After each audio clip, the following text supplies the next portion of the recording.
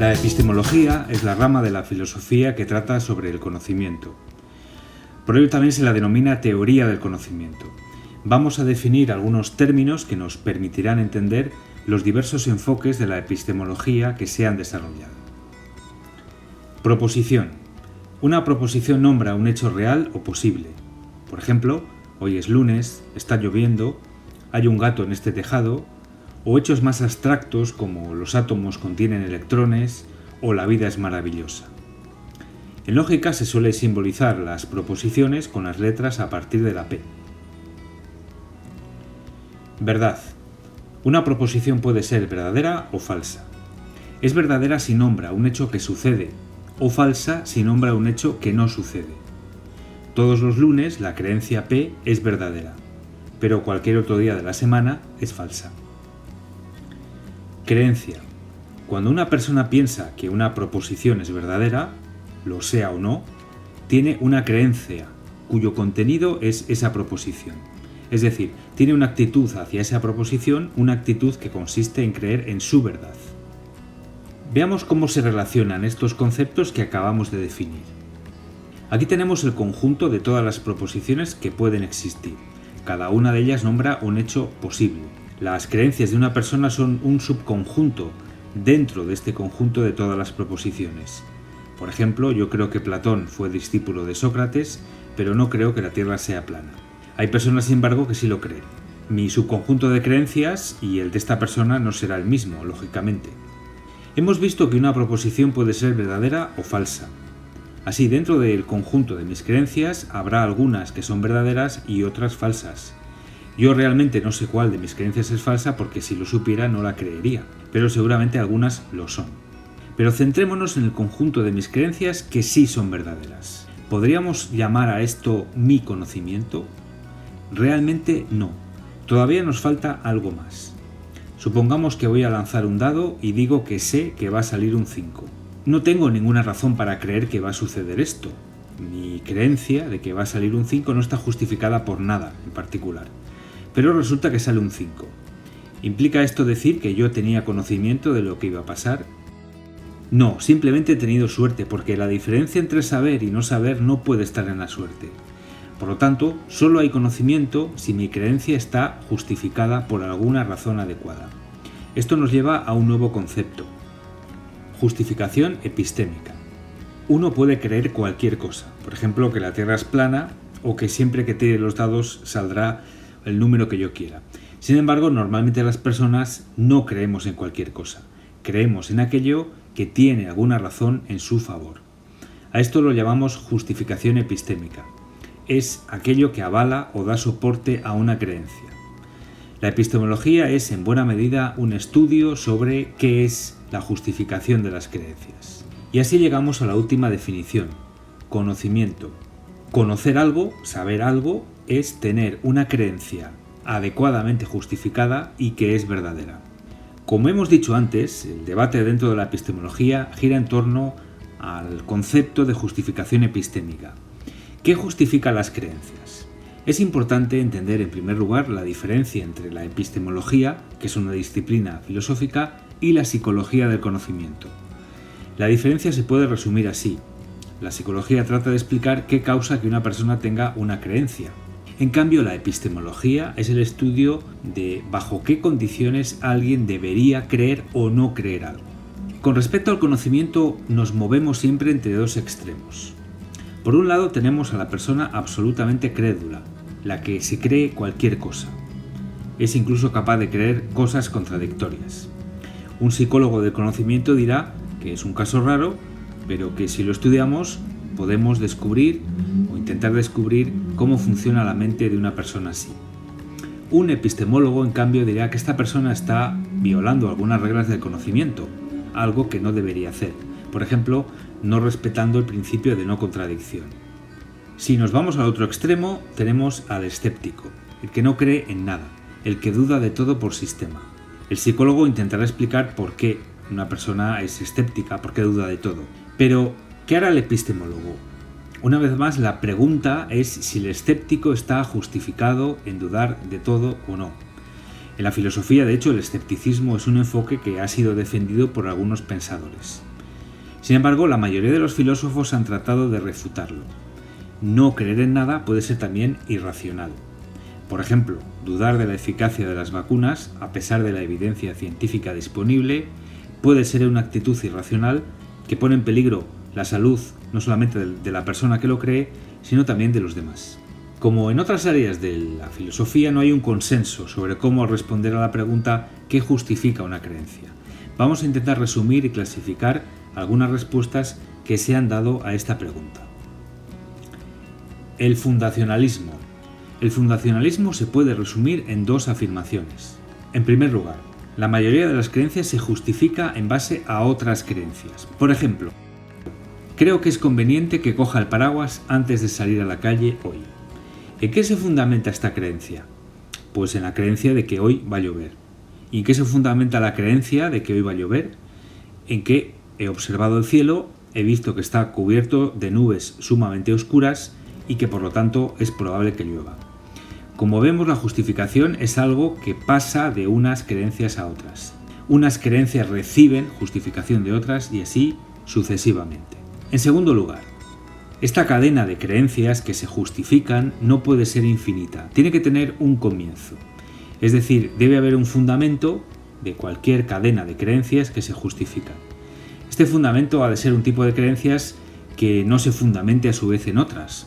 Un tipo de creencias para las que no tiene sentido preguntar en qué se fundamenta, ya que ellas son el fundamento para sí mismas. Este tipo de creencias, llamadas creencias básicas, son por ejemplo las que expresan experiencias sensoriales directas, como ver que está lloviendo o ver las nubes negras en el cielo. No hay necesidad de justificación. Si abro los ojos y veo una manzana, ¿cómo sé que estoy teniendo la experiencia de ver una manzana? Pues simplemente lo sé. Tener una experiencia equivale a saber que uno la tiene. Las creencias básicas se autojustifican y para el funcionalismo son el fundamento de todas las demás creencias. Las críticas al fundacionalismo apuntan en su mayoría precisamente al carácter problemático de las creencias básicas. El fundacionalismo se sustenta en la idea de que las creencias que expresan experiencias no requieren fundamentación, por lo tanto, que son válidas por sí mismas. Sin embargo, y esto es una constatación que todos conocemos, los sentidos a veces nos engañan. Por ejemplo, veo a Pérez al final de la calle, voy a saludarlo y cuando me acerco a él me doy cuenta de que no es Pérez, sino alguien que se le parece. Mis sentidos me han engañado. ¿Pero por qué hemos llegado a esta conclusión? ¿No podría ser que he visto realmente a Pérez, pero que a medida que me he ido acercando a él se ha transformado en otra persona? Todos consideraríamos absurda esta explicación, aunque se corresponde con lo que realmente ha pasado desde un punto de vista sensorial. He visto a Pérez y cuando me he acercado ya no era Pérez. Si consideramos absurda esta explicación es porque viola principios básicos como el de la constancia de los objetos. Una cosa no se transforma en otra así sin más, en unos pocos segundos y sin causa aparente. Cuando una experiencia contradice creencias que tenemos sólidamente asentadas en nuestra visión del mundo, entendemos que esa experiencia, por evidente que sea, está equivocada. Esto nos lleva a la segunda teoría epistemológica, el coherentismo. El coherentismo parte de una afirmación fundamental. Toda creencia se justifica en base a otras creencias. Por lo tanto, no hay creencias básicas ni fundamentales. Todas dependen unas de otras. Pero aquí nos encontramos con el siguiente problema. ¿No puede llevar esto a una justificación circular de las creencias? Por ejemplo, decir que P está justificado por Q, que Q está justificado por R y que R es justificado por P. Una justificación circular atenta contra la lógica y sería rechazable, porque justificamos una creencia en base a sí misma. Para evitar esta circularidad, el coherentismo plantea que debemos abandonar la idea de que la justificación es algo lineal o en cadena. Las creencias de una persona forman en realidad un sistema, donde cada creencia está conectada con otras muchas a las que debe en parte su justificación, y esto es válido para todas ellas. Por ejemplo, un médico cree que uno de sus pacientes tiene gripe. Esta creencia se justifica en que presenta ciertos síntomas como la fiebre, tos y malestar general. ¿Cómo se justifica la creencia de que el paciente tiene fiebre? El médico le puso el termómetro y observó que la barra de mercurio subía hasta 38 grados. Hasta aquí tenemos una justificación aparentemente lineal, como la que defiende el fundacionalismo. Pero para los coherentistas el asunto no es tan sencillo. En la creencia el termómetro marca 38 grados, hay implícitas muchas otras creencias que prestan justificación a esta. Por ejemplo, el médico cree que el termómetro marca correctamente la temperatura. Y si cree esto es porque cree que el termómetro está en buen estado, porque quien lo fabricó lo hizo correctamente, siguiendo las normas de fabricación, etc. Igualmente en la creencia el termómetro marca 38 grados están implícitas creencias del médico sobre sí mismo, como veo correctamente, estoy en buen estado físico y mental, de forma que no estoy delirando o simplemente estoy despierto y esto no es un sueño. De cualquiera de estas creencias podríamos seguir tirando del hilo y comprobar que se apoyan en otras creencias. En definitiva, lo que el coherentismo propone es que lo que está justificado de forma completa es un sistema de creencias y no una creencia de forma aislada. La crítica que se suele hacer al coherentismo es esta. Una persona puede tener un sistema de creencias internamente coherente y otra persona otro sistema de creencias igualmente coherente, pero con creencias completamente distintas. A pesar de las diferencias entre ambos sistemas, están los dos igualmente justificados a mantener sus creencias por el hecho de que son coherentes entre sí. Pero esto nos plantea la siguiente pregunta: ¿basta la coherencia entre creencias para garantizar que éstas responden a la verdad? Lo que el coherentismo debe explicar es cómo se establece la conexión entre las creencias de una persona y la realidad, algo que la coherencia entre creencias por sí misma no garantiza. Y para que esto suceda es imprescindible darle un papel especial a aquellas creencias que nos ponen en contacto con el mundo, es decir, las creencias que provienen de los sentidos. En 1963 el filósofo Edmund Gettier puso en cuestión, en un famoso artículo, la idea de que el conocimiento consista en la creencia verdadera justificada. Gettier se sirve de algunos ejemplos para mostrar cómo alguien, en ciertas circunstancias, puede tener una creencia justificada que además es verdadera y sin embargo nos resistiríamos a afirmar que esa persona tiene realmente conocimiento. Vamos a ilustrar esto con un ejemplo ofrecido por Bertrand Russell. Tenemos una persona a quien se le ha parado el reloj a las 12:10. Él no lo sabe. A esa misma hora, a las 12:10, alguien le pregunta la hora. Él mira el reloj y afirma, son las 12:10. Tenemos aquí los tres ingredientes del conocimiento, según la definición tradicional. El sujeto tiene una creencia, son las 12:10, esta creencia está justificada para esta persona, acaba de mirar el reloj, y además esta creencia a las 12:10 es verdadera. Sin embargo, sabemos que ha acertado por pura casualidad. Si mira su reloj a cualquier otra hora del día, no adquirirá una creencia verdadera, sino una falsa. Por lo tanto, no podemos considerar a esto conocimiento. En este tipo de ejemplos vemos cómo lo que justifica una creencia es distinto de lo que debería justificarla. Un reloj averiado no debería justificar una creencia, pero desde el punto de vista del sujeto sí lo hace, ya que éste no sabe que su reloj está averiado. A partir de aquí, algunos epistemólogos han planteado la necesidad de revisar el concepto de justificación. No basta con justificar una creencia, sino que esta justificación debe ser adecuada. El fiabilismo. El fiabilismo intenta dar una respuesta a esta pregunta. Aquello que justifica una creencia debe ser aquello que causa que las creencias sean verdaderas. Si volvemos al ejemplo de Russell, mirar un reloj averiado causa normalmente creencias falsas. Mirar un reloj que funciona causa creencias verdaderas. Por lo tanto, el proceso que da lugar a una creencia debe ser fiable. Para el fiabilismo, lo que puede estar justificado o no, no es la creencia en cuanto tal, sino el proceso que ha dado lugar a esa creencia.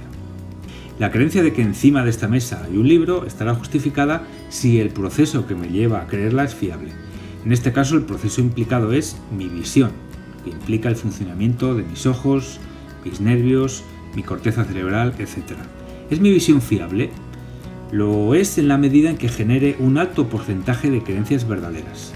Por lo tanto, la justificación epistémica de mis creencias ya no está basada en las razones que yo tengo para creer algo, sino en algunos hechos y su conexión causal con mis creencias. Por ejemplo, la relación que hay entre mi visión y las creencias que ésta genera. En el fiabilismo, el hecho que justifica la creencia no tiene por qué ser conocido por el sujeto que mantiene esa creencia. Si mi visión es fiable, genera creencias justificadas, incluso aunque yo no sepa si mi visión es o no realmente fiable. Lo que justifica es externo al sujeto que conoce. Por ello, mientras que el fundacionalismo y el coherentismo son teorías internalistas, porque apelan a razones que el sujeto debe tener a su alcance, el fiabilismo es una teoría del conocimiento externalista, porque apela a algo que el sujeto no tiene por qué conocer o no tiene por qué saber. Cabe preguntarse si el fiabilismo y toda teoría externalista se adecúa a la finalidad de la epistemología. Antes hemos comentado que la epistemología es el estudio de lo que debe hacer una persona si quiere tener conocimiento. Pero las teorías externalistas parecen apelar a algo que el sujeto puede desconocer. ¿Cómo podemos exigirle que se adecúe a algo que realmente puede ser desconocido para él? El debate entre las teorías epistemológicas y sus diversas variantes sigue abierto en la filosofía actual.